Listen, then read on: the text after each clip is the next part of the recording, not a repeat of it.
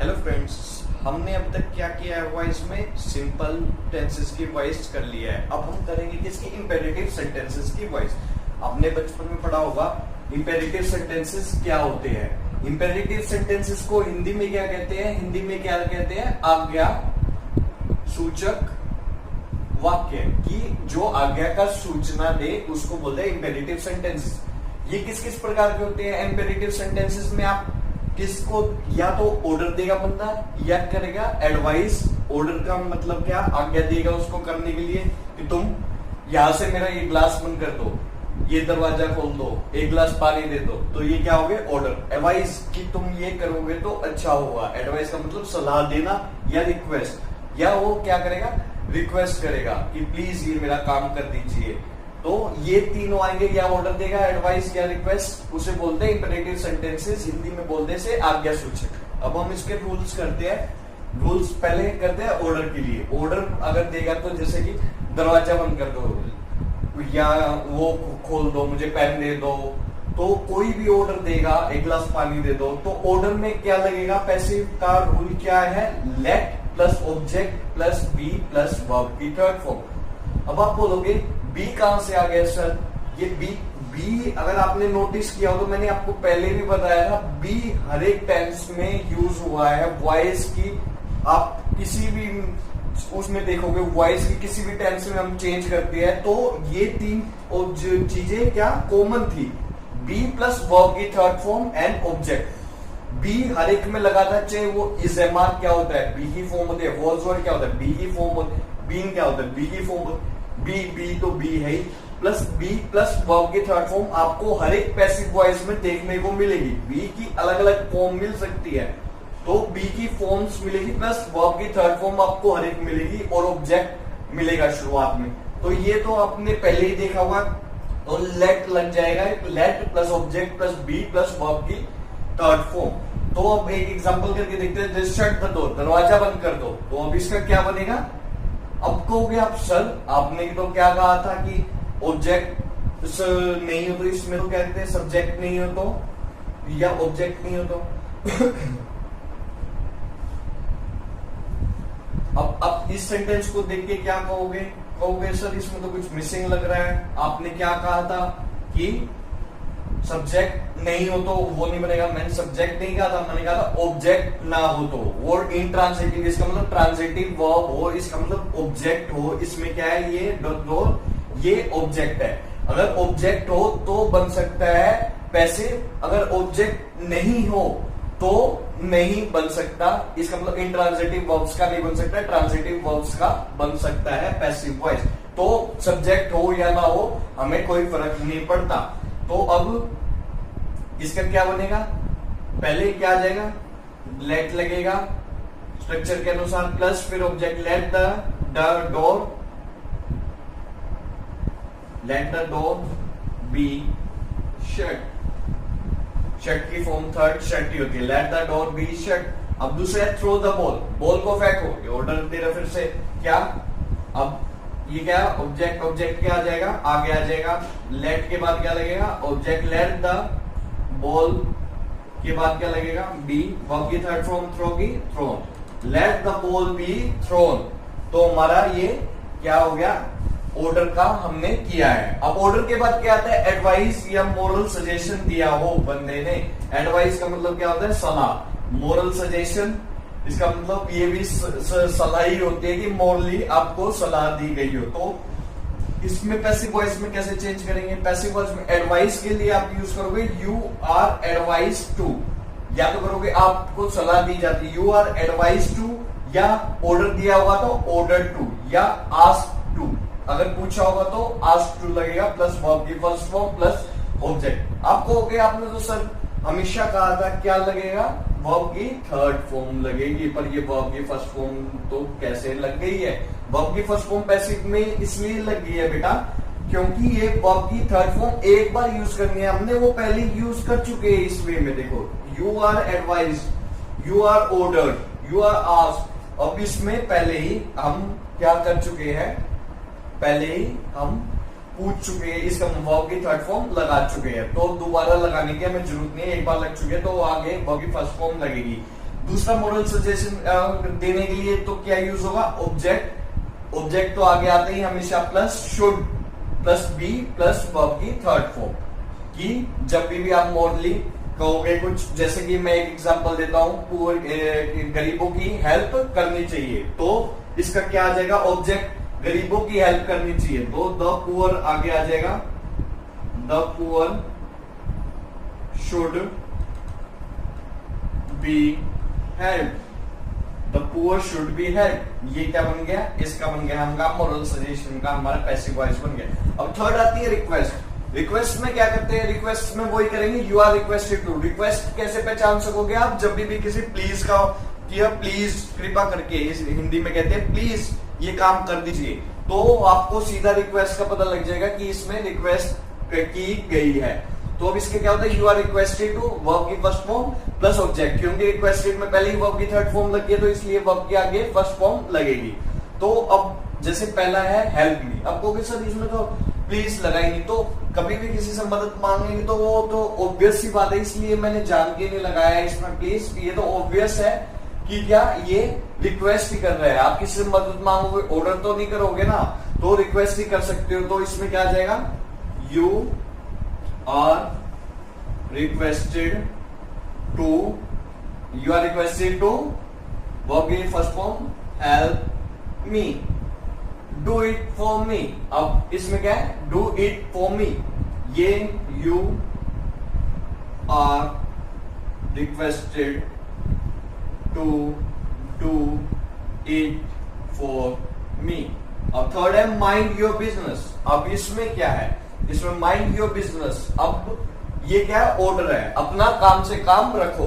तो अब अपना काम से काम रखो तो क्या करेंगे, ऑर्डर में क्या करते हैं, let the object be plus verb की third form, but the let your business be minded, क्या ये कोई सेंटेंस लग रहा है। तो इस तरह के सेंटेंसेस में हम ये वाला स्ट्रक्चर करते हैं जो ऑर्डर के लिए, यू आर ऑर्डर्ड टू, तो इसका क्या होगा, you are ordered to mind your business. ये हमारा इंपेरेटिव सेंटेंसेस का भी हैं किसी पैसिव वॉइस की तरफ। मॉडल्स के साथ अगर पैसिव वॉइस आ जाए तो अब मॉडल्स के साथ करते हैं। मॉडल्स के साथ क्या कुछ चेंज हो जाएगा, ज्यादा कुछ चेंज हो जाएगा, कुछ चेंज नहीं होगा।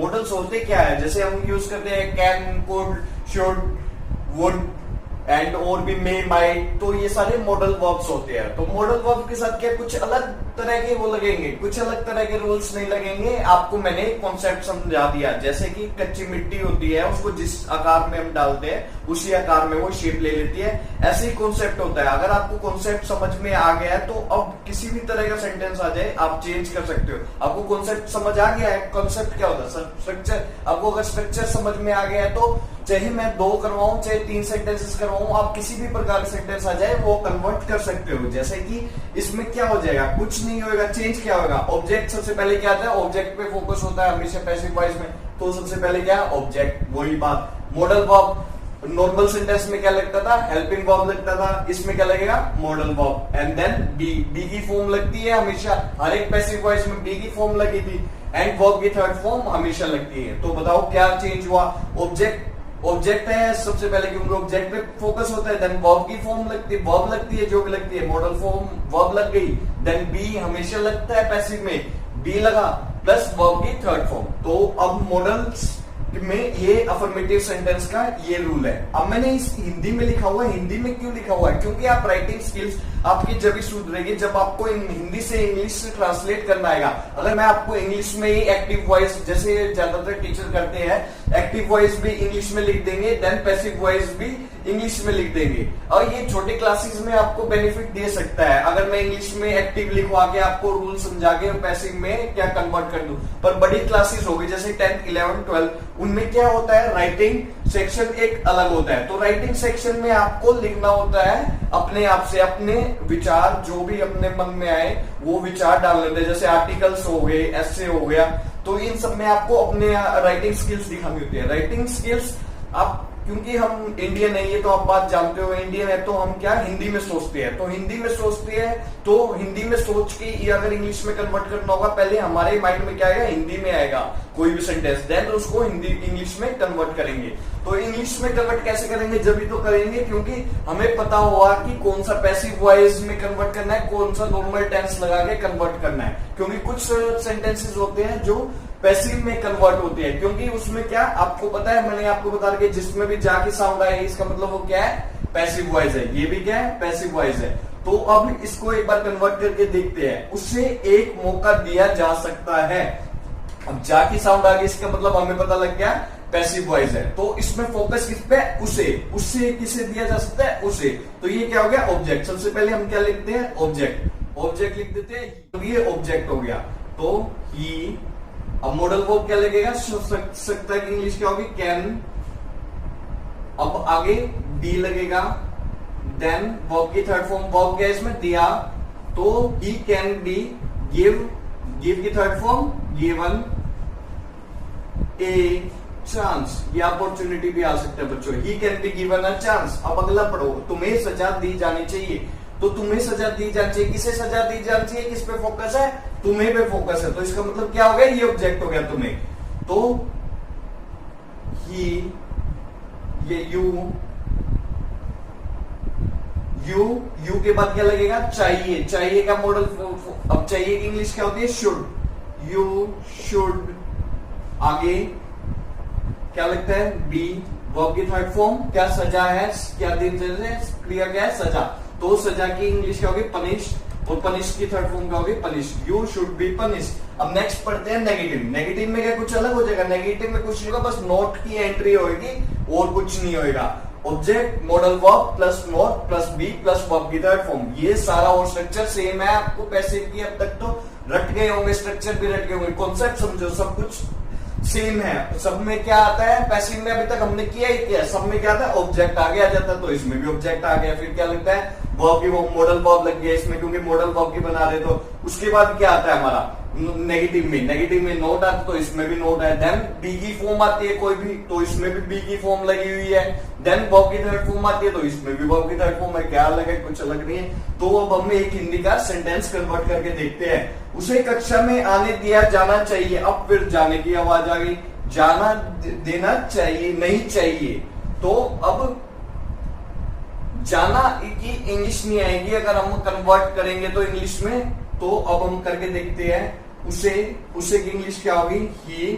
अब मॉडल वर्ब क्या लगेगा, चाहिए, चाहिए की इंग्लिश क्या होती है, शुड। देन नेगेटिव है, नहीं है, तो नहीं का क्या लगेगा, नॉट। अब आगे बी,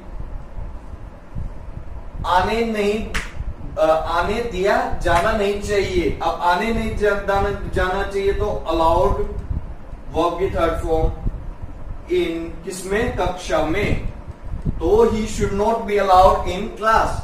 तो हम थर्ड पढ़ते, थर्ड कौन सा सेंटेंस आता है, हर एक में पढ़ते हैं इंटरोगेटिव, इसका मतलब प्रश्नवाचक में क्या हो जाएगा, कुछ अलग हो जाएगा, कुछ अलग नहीं होगा बच्चों। हम नॉर्मल टेंसेस में क्या करते थे, सबसे पहले इंटरोगेटिव में क्या हो जाता था, हेल्पिंग वर्ब सबसे आगे आ जाती थी, तो इसमें भी हेल्पिंग वर्ब तो है नहीं, इसमें क्या मोडाल्स, तो इसका मतलब मोडाल्स सबसे आगे आ जाएंगे। इंटरोगेटिव देखते ही हम समझ जाते हैं, वर्ब सबसे आगे आ जाता है, तो मोडाल को सबसे आगे ले आए हम। फिर उसके बाद क्या आता है, ऑब्जेक्ट, देन बी की फॉर्म लगती है प्लस वर्ब की third form plus question mark लगता है, तो सेम का सेम वो है। अब इसमें क्या यह घड़ी खरीदी जानी चाहिए, फिर से जाने की साउंड आ गई, बट इसकी इंग्लिश हम नहीं बनेगी, तो चाहिए है, चाहिए मॉडल वर्ब है, तो मॉडल वर्ब सबसे आगे आ जाएगा। चाहिए की इंग्लिश क्या बताई थी मैंने आपको, शुड, शुड सबसे आगे आ गया, शुड।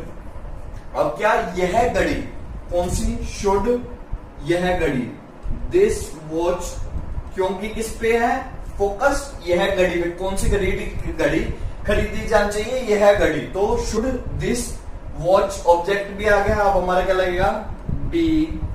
अब वर्ब की third form, should this watch B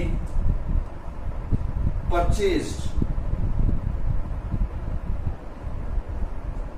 and last में question mark, should this watch be purchased. तो अब हमारा क्या बन गया, ये इंटरोगेटिव का भी हमने बना दिया।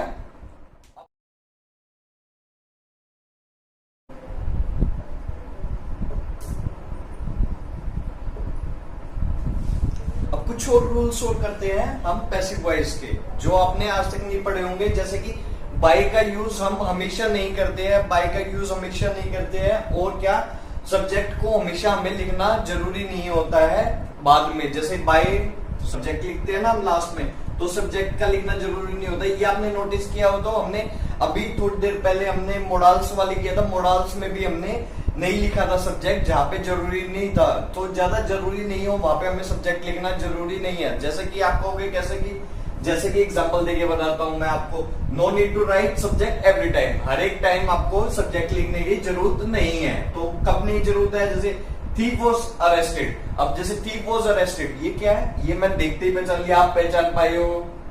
नहीं, पता नहीं मुझे। जैसे was के साथ क्या लगेगा, verb की थर्ड फॉर्म। तो was के साथ verb की थर्ड फॉर्म कब लगेगी, जब पैसिव हो। नहीं तो verb की फर्स्ट फॉर्म प्लस ing लगता है कंटिन्यूअस में, पास्ट कंटिन्यूअस में। तो अब ये इसका मतलब पहले ही ये पैसिव वॉइस है। तो thief was arrested, इसकी एक्टिव वॉइस बना के देखते हैं। तो thief was arrested, तो क्या ऑब्जेक्ट आगे आ जाएगा। ऑब्जेक्ट क्या होगा, आप कहोगे ऑब्जेक्ट तो है ही नहीं, ऑब्जेक्ट इसमें ऑब्वियस है। ऑब्जेक्ट क्या होगा, द पुलिस। सर पुलिस तो है ही नहीं इसमें कहीं भी सेंटेंस। भाई थीफ को, चोर को कौन पकड़ेगा, मैं तो पकड़ूंगा नहीं, बताओ। और या गाइड पकड़ेगा, गाइड भी नहीं पकड़ेगा, पुलिस ही पकड़ेगी ना थीफ को। तो पुलिस ही अरेस्ट करेगी, तो ऑब्वियस सी बात है, तो पुलिस ने अरेस्ट किया करो। तो अब इसका क्या आ जाएगा, आगे आ जाएगा द पुलिस, क्योंकि ये पास्ट कंटिन्यूअस में तो क्या आ जाएगा, अरेस्टेड द थीफ। ये इसकी पैसिव वो एक्टिव वॉइस होगी। The police arrested the thief, the thief was arrested by the police. By the police लिखने की हमें कोई ज्यादा आवश्यकता नहीं है। अब सेकंड देखते हैं, जैसे we should obey the rule. अब ये एक्टिव है तो इसका पैसिव कैसे बनेगा, द रूल्स। ये फिर से क्या आ गया, हमने अभी किया था क्या, मोडाल्स। तो मोडाल्स लग जाएगा शुड बी, वर्ब की थर्ड फॉर्म ओबे। तो बाय अस यहाँ पे हम लगाए या ना लगाए कोई फर्क नहीं पड़ता है, क्योंकि रूल्स पब्लिक ही फॉलो करेगी ना, और कौन जानवर तो फॉलो नहीं करेंगे। तो the rules should be obeyed. By us आप लगाना चाहो तो लगा सकते हो, नहीं लगाना चाहो तो नहीं लगा सकते हो। समवन स्टोल द वॉच, अब इसका क्या बनेगा, द वॉच। स्टोल वर्ब की सेकंड फॉर्म में तो क्या पास्ट इंडेफिनिट है, तो इसमें क्या लगेगा, वॉज स्टोलन बाय समवन। अब किसी के द्वारा तो चोरी की गई होगी ना, तो किसी के द्वारा की गई होगी, स्पेसिफिक नाम नहीं लिखा है, तो आपको बाय समवन लिखने की जरूरत नहीं है। नहीं लिखोगे तो आपका कोई भी मार्क्स नहीं घटेगा, और बिल्कुल ये परफेक्ट और कंप्लीट सेंटेंसेस है ये तीनों।